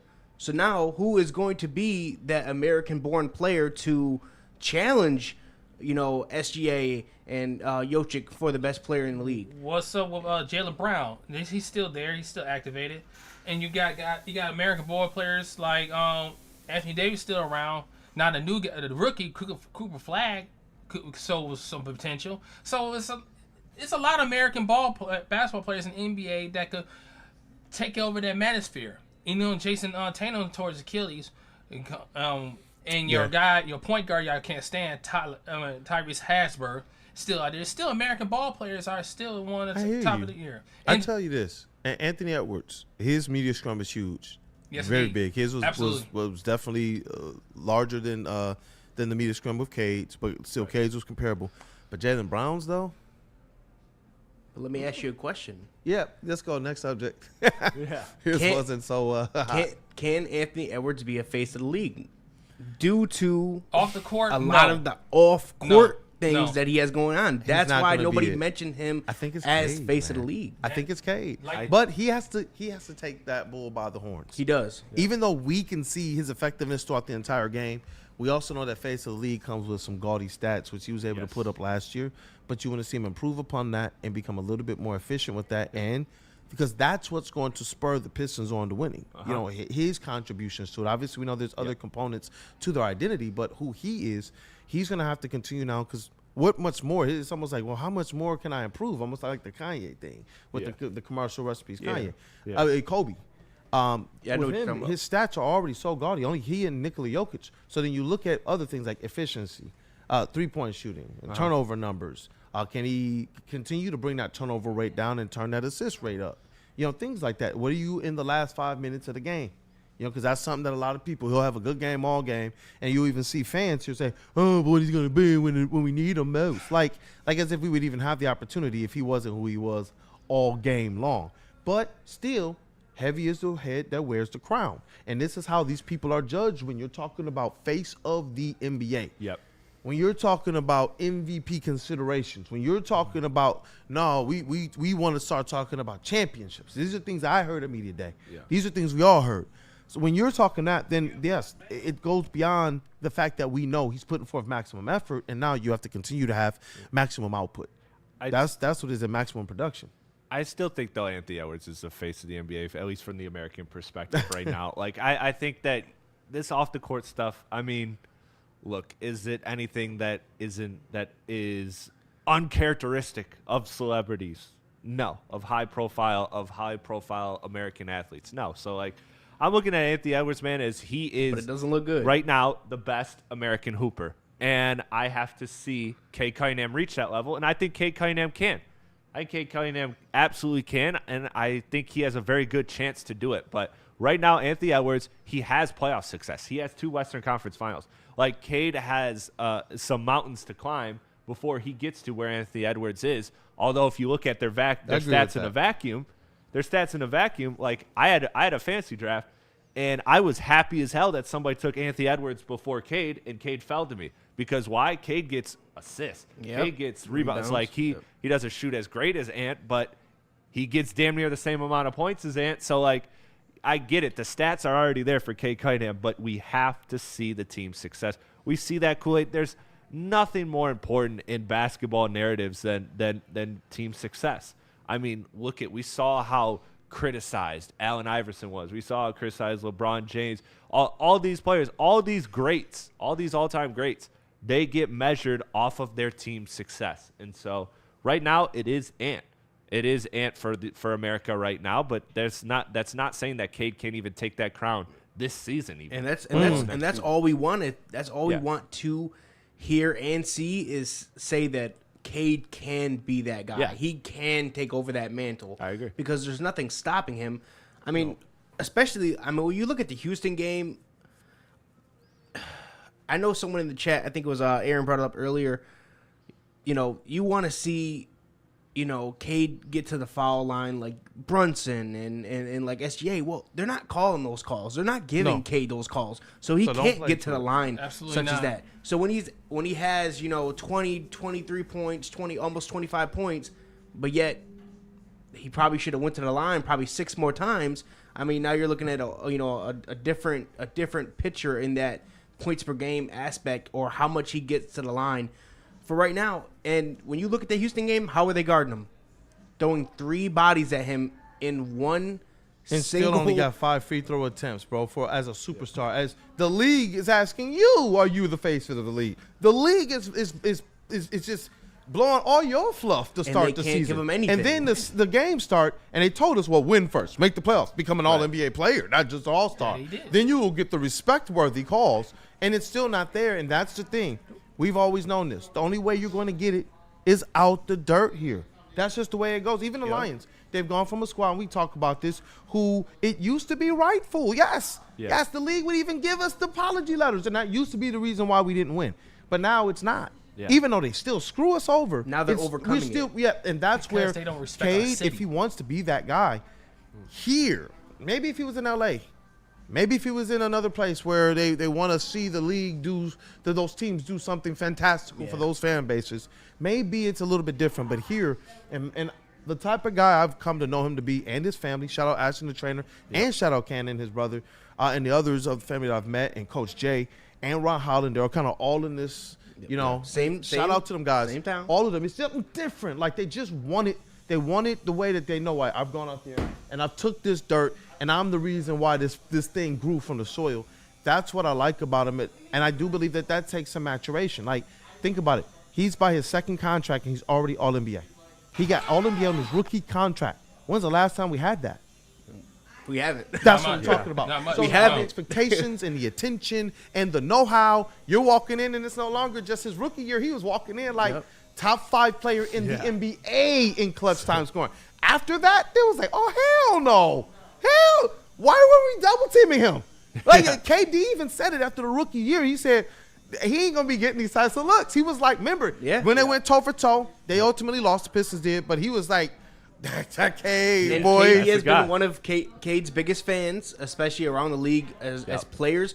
KD has always spoke very highly of Cade. And you can see, you could see that when they're on the court together, just the high level, basketball between the both of them. I know that I think Cade hit like a 3, or it might have been a mid-range, and then KD come back down, and then he hit a mid-range. It's kind of like that back and forth thing between them two. So I do want to very quickly, because I don't think this is a real conversation, but it's just something you got to bring to the table. While we're talking about calls, while we're talking about about specifically officiating, the Pistons have to be better at the free throw line. They've shot 67% between the two games. This was supposed to be solved already. 69. We're not supposed to be talking about this as a problem. I'm sorry. So just continue, man. We just have to see better performances out of, because you talk about that Chicago game. Whack. And you could talk about how 3 quarters you played bad, and that is the main reason you deserve to lose that game. However, you also could have won that game if even Cade Cunningham shot 6 for 10 from the free throw line. He shot 6 for 10. If he shot 10 for 10, or 9 for 10, this is a different outcome. Like, this is a situation where the Pistons are losing games right now early on, or putting themselves in a hole off of free throws. So you already don't get the calls as is. So you have to make them count. That's it. End of the PSA. But they do have to be better there. I agree 100% with that. 100, and it was good to see Cade go 4 or 5 on free throws in the second game. But the team as a whole, not so good. Isaiah Stewart 1 of 4. Ron Holland actually shot 3 or 4, and he's been sneaky good. 2 of 5 from behind the arc. So Ron Holland has been for him solid. from 3. He's been sneaky good. And when I look at the bench, though, this is what I love. The bench from behind the arc, and this is what you're going to need. Paul Reed, 1 of 1. Isaiah Stewart, 1 of 3. We know he's going to be a 1 of 3, 2 of 4, 2 of 5 type of guy. Right. Ron Holland, 2 of 5. Javonte Green, 1 of 2. Chaz Lanier, 1 of 3. I want him shooting 4 or 5 of those things. And Dennis Jenkins, 1 of 2. The bench shot very, very well from behind the arc. Yes. And not just that, though. When you see their actual field goal attempts, you see Paul Reed was 6 of 10 overall, so he was dogging it. He was dogging it, man. So shout out to him. And you're right. Even though Tobias Harris didn't shoot the best, he took 12 field goal attempts, which was, I believe, 3rd most on the team. Cade Cunningham and Asar Thompson were tied for 2nd. I love seeing that many field goal attempts for Asar Thompson. But for Tobias Harris, I look at the overall effect on the game: 4 assists, 8 rebounds, a steal, a block, just 1 turnover, and 3 personal fouls, so he was using them wisely. This is what you were talking about as it relates to Tobias. And I think that the Tobias we've seen this year is the Tobias we saw in the playoffs. But what did the Bulls do? They showed a new scouting plan. They were double teaming Tobias Harris. They were bringing a late double team every single time he got it in the post. Not letting him get comfortable. You're right, because how are you going to take the Pistons apart? If you discombobulate the Cade Duran connection and Tobias Harris, who else? Right. But that's the thing. When the Houston Rockets tried that, then that's when we saw guys like Ausar Thompson step up, Duncan Robinson stepped up, and that's what you're going to have. Let's just talk briefly about Ausar Thompson. 19 points, 4 assists, 2 rebounds, a block, and a steal from one Ausar Thompson, who I do believe, I'll play his brother in the game, Amon Thompson, who only finished with 10 points, 2 of 8 from the field in 30 minutes. And caused a lot of trouble. 24 minutes of work, bro, and he got all of those stats. So shout out to him, 9 of 16 from the floor. As it relates to his offense, there's a lot of people who do believe he should be the secondary facilitator. And I wanted to talk about this with you on the first show, but obviously we were like, bro, get rested. We had a whole season, so just get rested up. But Ausar Thompson, what do you believe is the best role and fit for Ausar? Because I do want to see him as not a forced secondary facilitator, but somebody in which I don't mind sometimes where he's bringing the ball up and allowing Cade to not get double and triple teamed. Especially with when I look at when we did the whole breakdowns and I was doing this profile and I told people I think Ausar Thompson's a home run hit, it was because of his ability to get downhill and find shooters and find people in the paint. When you put that in contrast with some of the shooters, unique shooters that we do have here, and playmakers, athletic ability, and his ability to score too, I do think that there needs to be some, if not scripted plays, but sets where he is dominating the ball. I don't want him doing too much pat, but if it can be decisive, if it can be quick, if it can be he's running from the baseline up to the top. If you can game plan, bro, like Jaylen Brown, only one-handed Jaylen Brown offensive sets. I've seen Ausar Thompson be so much more adept at that and, in my opinion, a better facilitator. I know that there's a lot that he has to prove, but in terms of what I think he can actually do, that's what I want to see him continue to be. Have the opportunity to go out there and press the issue rather than be just a guy who you're hoping runs in for a lob or can catch the three-pointer. Because the first game, we saw him shoot from the outside just off of normal rotations. Like, that's the play. Stick the potato with Ausar Thompson at the end of the shot clock. I would rather see him get engaged in the offense much sooner in the shot clocks, similar to what they do with Ron Holland. Yeah. When you are an athlete that is one of one like Ausar Thompson, you are looking at a situation where the more dribbles you do, the more disservice you do to yourself. It does have to be, like you said, quick, decisive movements. I think he is a great tertiary ball handler. I believe I'm saying it right. Tertiary. Yeah, no, you were there. I know what you're saying. Tertiary ball handler. I believe he has that ability to be that because he is a great connector piece. And you know what I've loved that I saw a lot in Houston? I have to watch Chicago again to see. I didn't recall seeing it as much, but maybe that's partially because one guy was in foul trouble. Let's not go there again. But I love seeing the actions of Cade, Duran, and Ausar. Those 3-man actions where they're screening for each other. Because Ausar is a good passer and a good decisive athletic finisher, great roller. And Duran, obviously the same attributes apply there. So it's a very interesting set that you can run a lot of different actions off of. And so I like him there. I thought there was times in both games so far where he did just kind of bring the ball up and shoot a midi. The middies looked pretty good, so I'm not mad at it. But sometimes he does have to improve that decision making with the ball in his hands. But I like that. I like what he's bringing to the table, man. I think Ausar is in a good role to be. I've always looked at him as your third ball handler, but your second best player on the team, because what he does on the other side of the ball defensively cannot be understated. It cannot be understated. So I love what Ausar brings to this team, and I think though, if he's giving you 15 points a game, some decent playmaking on offense, and then that otherworldly just one-of-one defense, then he's a home run hit. So I'm very impressed with Ausar so far. I like the mid-range. I have confidence in it. It looks clean. It looks clean. He's just gotta get better at when to attack and when to use the mid-range. And he has to get more than that one. He has to get the reps in. Because that's one thing. You can tell that's popping up on how to defend him. When he goes too hard, dribble to the right, it's almost like they know he's gonna spin back. Like Yep. and he is able to. This is what made me actually a little bit more confident about his mid-range during his rookie season. Is whenever he would hit a shot, anything that wasn't a layup, it came off of those little middies, and he would always put his back to the basket or spin all the way, and then hit the little shot. And it was like, his shot looked so comfortable and so clean coming off of those looks that I had confidence that one day, bro, he'll hit free throws well. We'll get to the three-pointers one day. I would just at least give me the free throws because we know he's going to get the attempts. The type of player he is, you don't want to see his confidence at driving to the rack go down, especially at the end of games, if he's afraid or thinking too much about free throw line. You want him to be a player that knows, man, I'm lunching when I get there. That was one of the good things about the 04 Pistons and about our winning Pistons teams in general is you knew that when they stepped to the free throw line, it is game over. It didn't matter if it was Chauncey or if it was Rip, or if it was Tayshaun or even Sheed. At the end of the games, we knew any one of our offensive players who get the rock, it's game over. Even to the point that they would sub Ben Wallace out and bring me in like Mehmet Okur and such. Yeah. or Corliss Williamson at the end of the game. So it's just like, and sometimes Shout they would leave out. him in and he would hit him. Big nasty. Yeah. I remember in the playoffs, it was just like, we live with you, we die with you.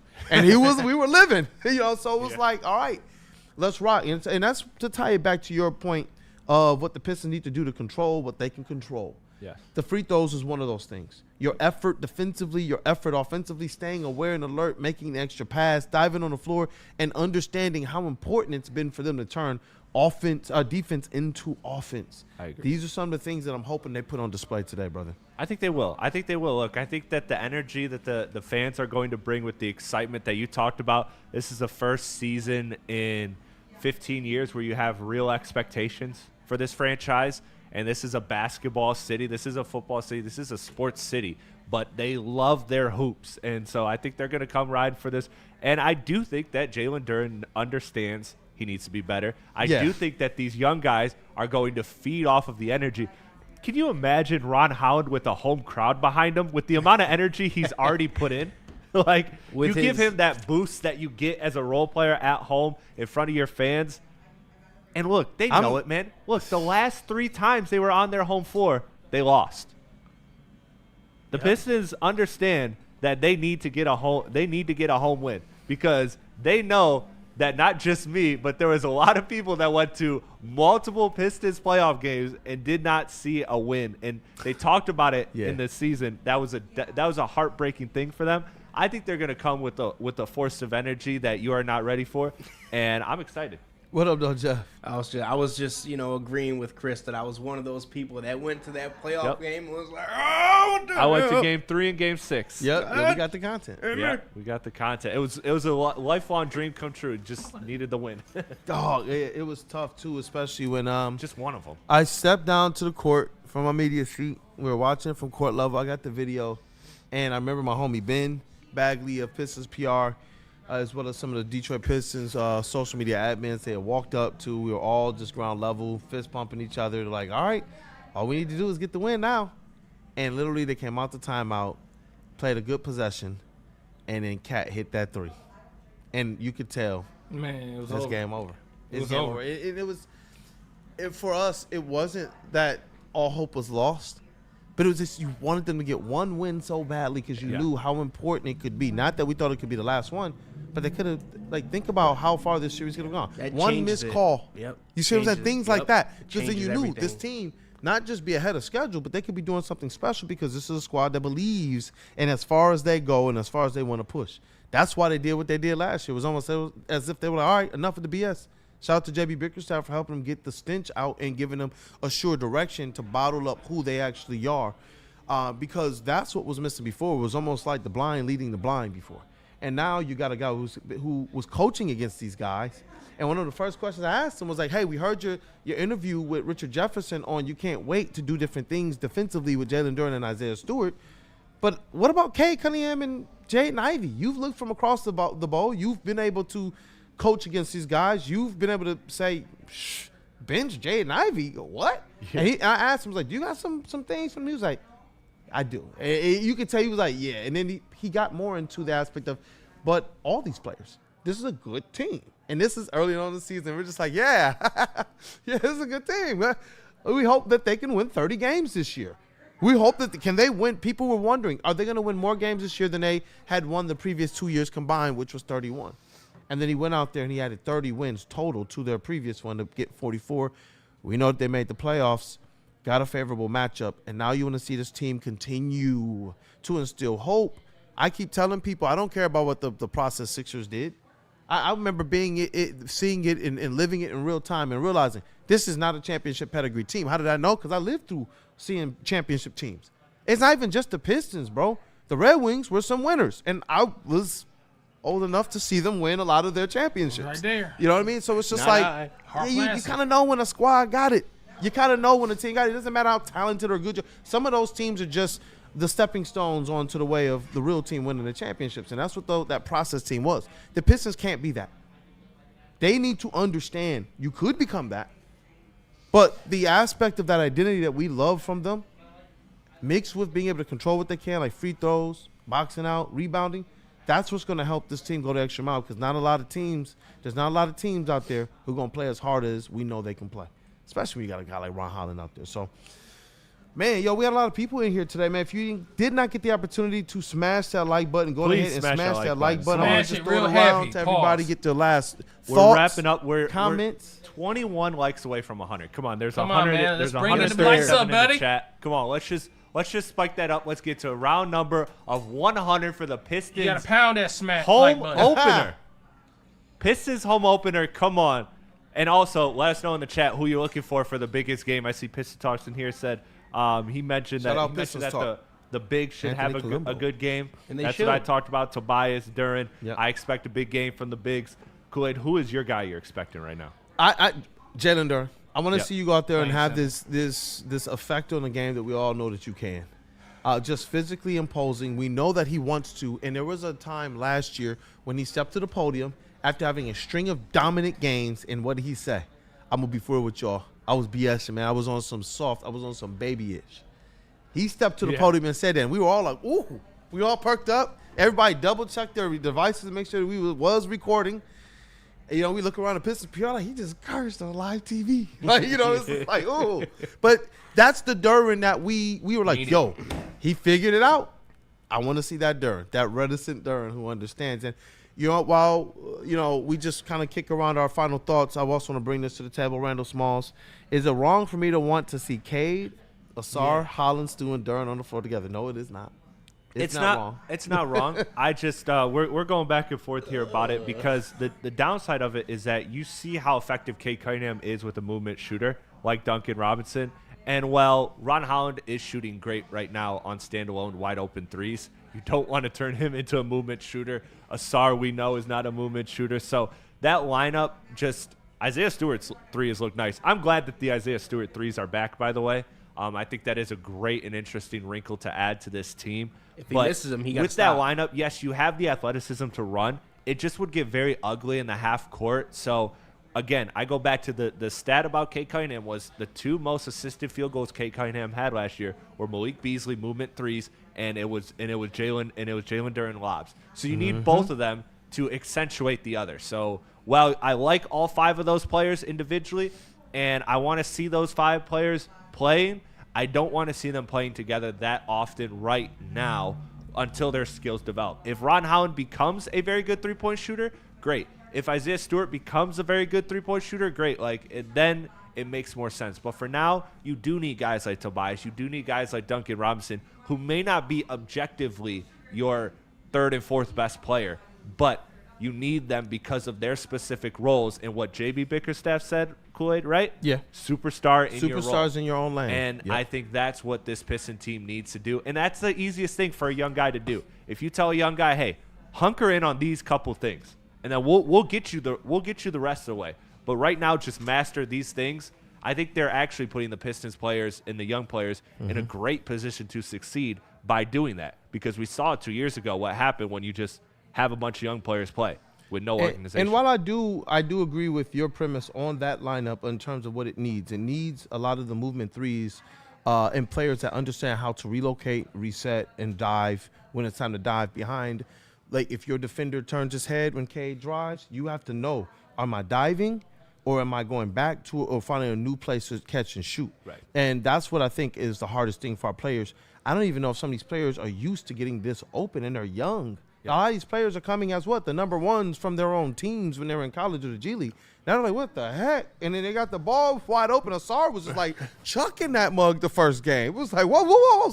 You can take one dribble and dunk on all their heads. Settle down. We said that too in the game. We see Ron Holland doing that. He did the one power dribble from the boom and up. That's why I said Asar has to understand he is taller. He's more athletic.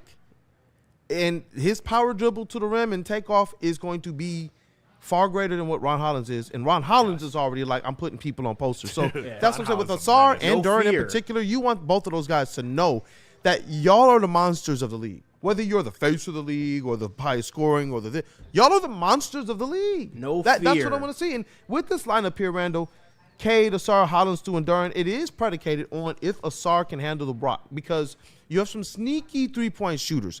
Not great, but with Cade off ball, with Stu off ball, and with what Holland is showing early, you have some guys that can show some proficiency, but the style of offense will be more predicated on DHOs, pick and rolls, downhill action, pick and pops, lobs, and their offense would have to be generated because of how good defensively they would be based off of stopping the other team, playing all out. When this team is on the floor, you can't just be like, oh, yeah, we know we the best players. No, that's a squad that's going to have to go out there and go all out defensively and we're going to have to be seeing lobs from half court. We're going to have to be seeing those chest passes where they're just tossing it up. Ron Holland just by himself running in for the dunk. Like, that's how that team is going to have to generate its offense. And it's going to have to start on the defensive side of the ball with them, and maybe Asar with the ball in his hands a little bit more. Yeah. But let's go to our booth, boys. I'll start with you, Willie B, as we are wrapping up this show on a home opener Sunday. We are just 9 likes away from the goal. So if you didn't get an opportunity to go ahead and smash that like button, go ahead and do that. Thank you guys for supporting us here at the Detroit Pistons Tip-Off Show on Woodward Sports. Hey, man, we're almost at 100 likes. We're almost there, yeah. So 10 away. Will it be?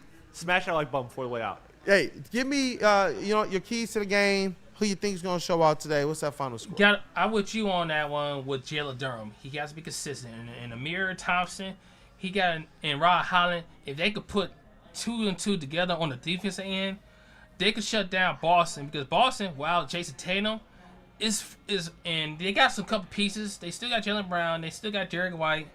In a couple more pieces. They don't have no big man presence. I think they should take advantage of that front court ASAP when it comes to it. And the guard play, Cade will do what you do best. Dominate.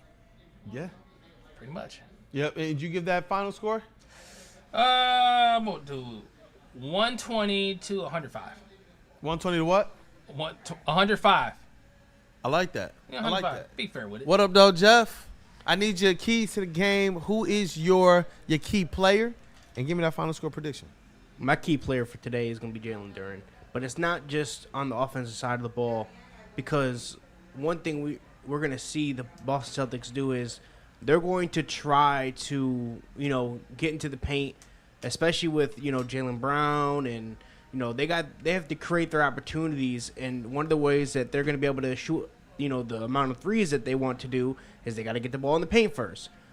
Duren has to strike fear into the Celtics players by being an elite level rim protector. I want to see him do it without fouling, and I want to see him walk away from this game with a dominant stat line of 20, 20, and 5, because very good. He's well rested, as we know. Hey, I'm getting fired up. That's good numbers for him. He's well rested, as we know, so he should have no problem playing in this game. Sure. So that's where I'm at. I think Duren has to be the guy today, not just as showing that he's like a star or, whatnot, but just letting us know, the Detroit fans know that, hey, my bad, I messed up, but today I'm here. And today I'm showing out big, because I could have cost my team the game previously, so I got to make up for that, because I wasn't there when they needed me. So now he has to come in and he has to make up for that. Yeah. So that's where I'm at with who's the key player to fired up, man. The booth is on fire. Yeah, I'm gonna zag a little bit because I think Duren is the answer, but it's the other guy I mentioned, Tobias. I need to see Tobias have a game as 16, 18, 20 points. I need to see him be what he was last year. We saw it when Ivy went down and they needed another scorer to step up to the plate. Tobias Harris did that. So I'm looking for Tobias Harris to get right. It's a very favorable matchup for him. So I think Tobias should have a good game as well. Hey, yo, and I see here, real Chris Platte in the chat. Hey, how are you in the chat and up here at the same time? Shout out to him, though. He says, shout out the entire chat family. He's saying that because you guys helped us not just meet, but pass the like goal today. So, again, if you didn't get the opportunity to, go ahead and smash that like button. It is Detroit Pistons home Let's go. We're opener. here, baby. Let's go, baby. Amped. They got different giveaways and activations all throughout the city, especially around and at LCA. So, if you get an opportunity to be just down there in the atmosphere, the environment, one of the bars, get down there, man. The sun is already out. It's a good fall day out here, man. We already on Woodward Avenue. It's gonna be a good day. Like, I'm hyped. I'm excited. Every year, like there's a lot of work we do here. And sometimes it's like, man, Pistons game is coming up. It's more work.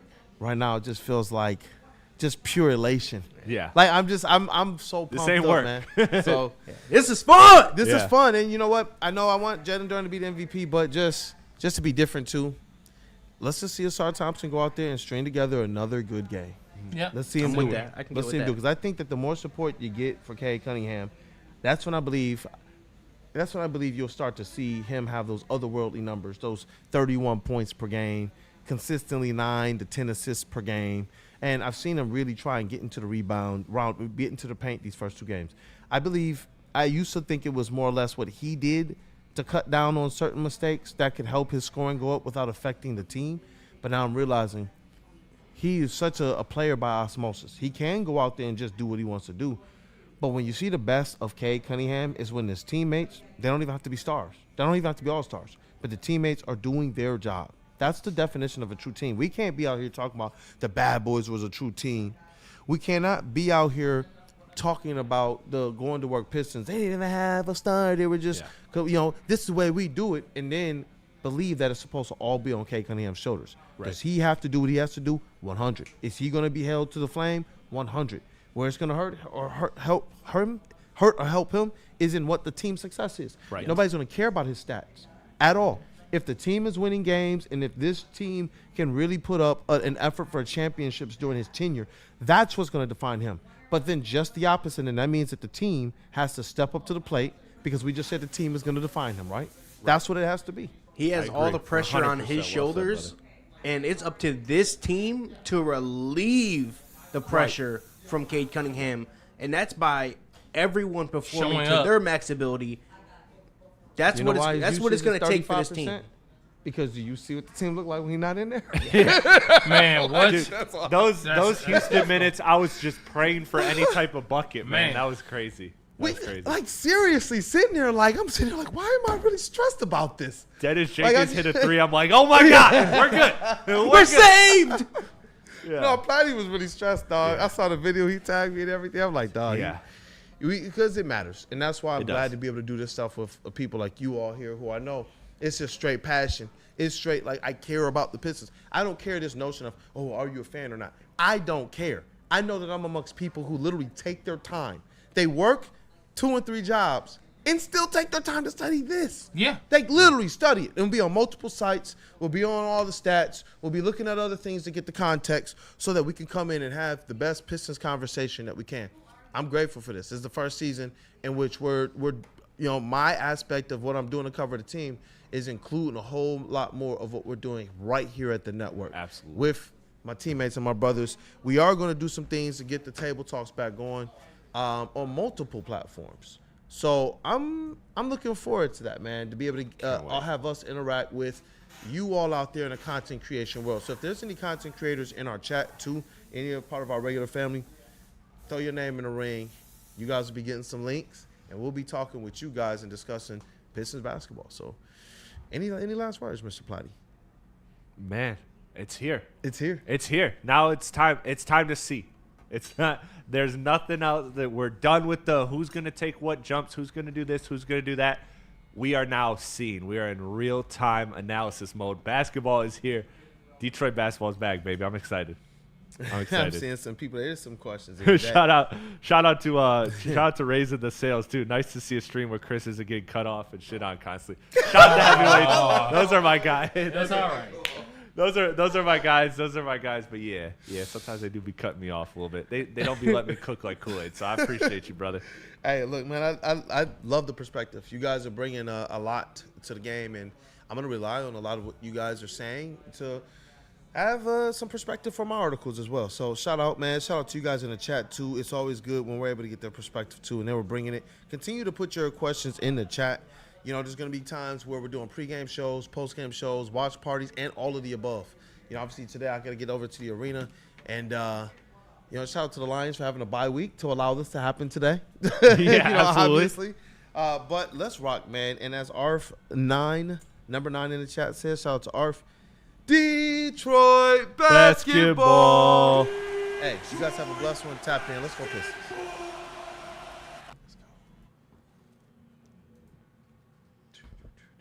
Shout out.